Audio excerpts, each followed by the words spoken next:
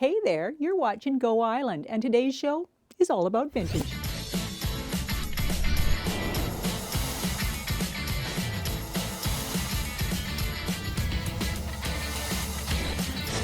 Aaron Visiev Financial's Go Island is brought to you by Aaron Visiev Financial. Well, hello again. You are watching Go Island, and we are talking about vintage accessories in part, and that's why I'm wearing my mom's fox stole that she wore during the 40s. For years, my sister and I used to chase each other around the house with this when we were kids, but now it's kind of cool. We're talking about vintage because I'm here with Tricia Knight from the Port Alberni Centennial Bells. And if you've been watching Go Island, you know that the Bells are planning an enormous vintage fashion show in April. Tricia, how are you? I'm well, thank you. I'm busy, but I'm well, thank you. Well, it was so much fun to be here the other night with Tricia and the other Bells because they are really undertaking a huge project. And there was too much to tell you about in the story. So I came back because you are actually looking for some accessories. We never have enough. We've been everywhere. We've even went to the UK and picked up some lovely little felt hats. Yeah, here's I'm gonna pull one up. Yeah. This one actually came locally. I just walked in the store and said, oh, it's vintage. And she said, you know what? You should have it.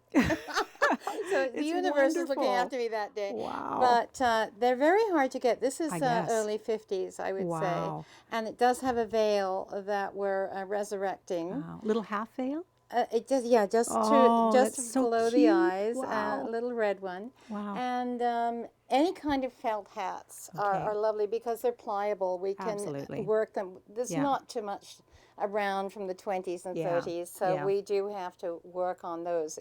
40s and 50s and 60s we can get. Wow. But yes, and this is very rare, but lovely.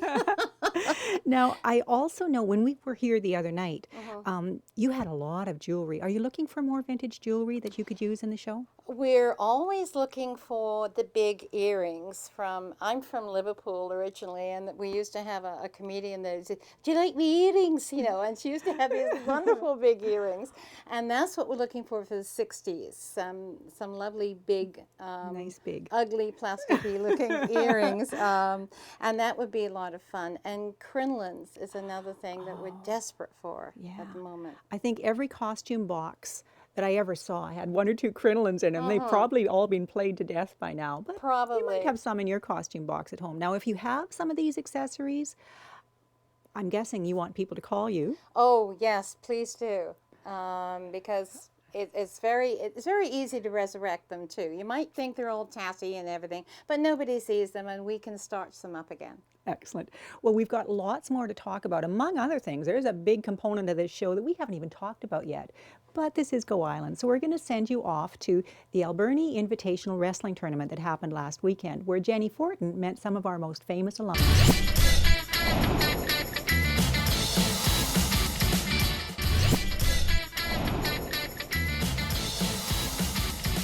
Well, welcome back. You are still watching Go Island. We are still talking about the fabulous vintage fashion show that is coming up in April. And one aspect of it that we haven't touched on at all is this is going to include bridal fashions, isn't it? It is, very much so. We did have the vintage fashions available, and we started collecting them. And then out of the woodwork started coming all of these vintage bridal gowns that, well, we have to use them, we have to show them. So to that end, we've been gathering the young people from here, there, and everywhere with 24-inch waists so that they can model these for us. And we've done that, and it's just been a joy to see where the story of all these bridal gowns and where they've come from. They've all got a story. And that is one of the coolest things because it's one of the happiest times in people's lives. Yes. And boy, if these dresses could talk. I know. Yeah.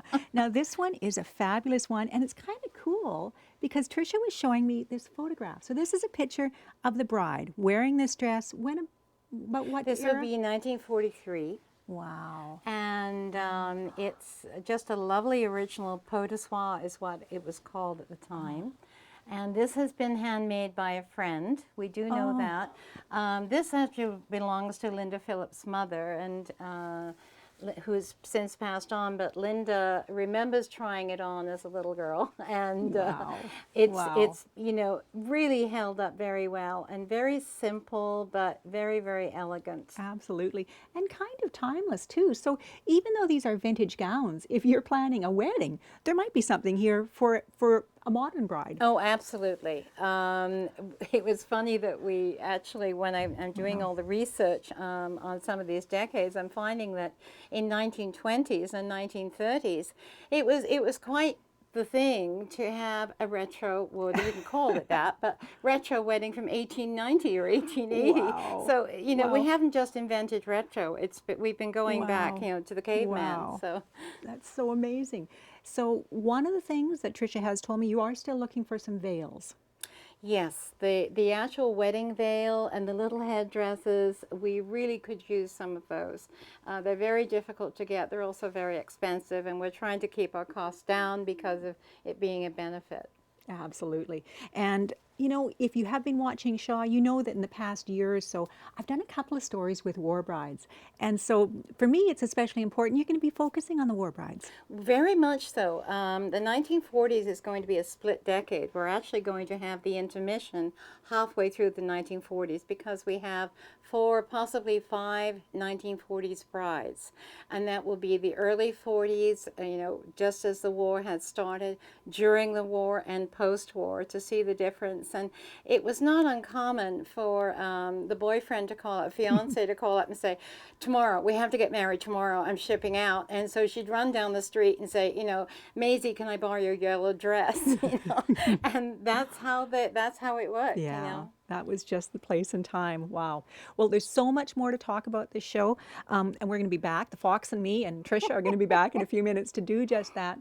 But first of all, we're going to go back to Go Island, where Jose Arujo is going to bring you up to date on all the arts and entertainment in the Valley this week.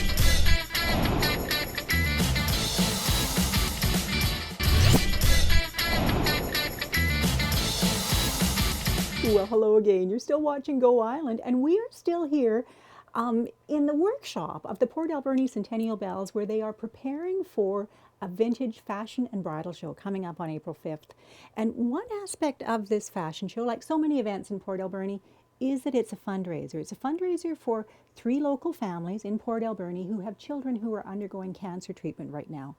And that particular charity was chosen, that particular cause was chosen because, Trish and I, you've got a very personal connection to this, don't you? I do, fortunately and unfortunately. In 1985, when my son Justin was 5 years old, he was diagnosed with a rhabdomyosarcoma on his left temple. This happens to be the same kind of cancer as 2 of the 3 children locally that they have. And at that time, we were living in Kitimat, not a town dissimilar from Port Alberni, and a very community-minded town. And I was getting, we had to go through so much, and the financial was a huge drag. And I would be getting envelopes in the mail with cash, and just God bless written on it, or hang in there or whatever. And I really felt that one day I had that these people were paying it forward, and I had to pay it back.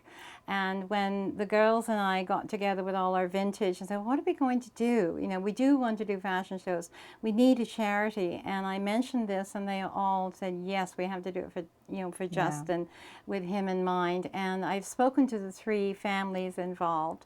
And of course, they're being very gracious and asking how they can help. But we really want to help them with comfort things, because you're in the hospital, the children have no choices. And so you're just not in your regular life. You need some regular life back. Yeah. Well, if you needed another reason to buy your tickets for this fashion show, that was just it. A very good cause. It's going to be a wonderful show. Me and the Fox will be there. What else can I say? Tricia, thank you so much for telling me You're about so it. welcome. Thank you. Now, before we go, we are going to see a little bit more of the Bells. You're going to see their story coming up right now on Go Island. But we're also lucky enough to get up close and personal with some of our Olympic stars on the Canadian team with our Go for Gold series.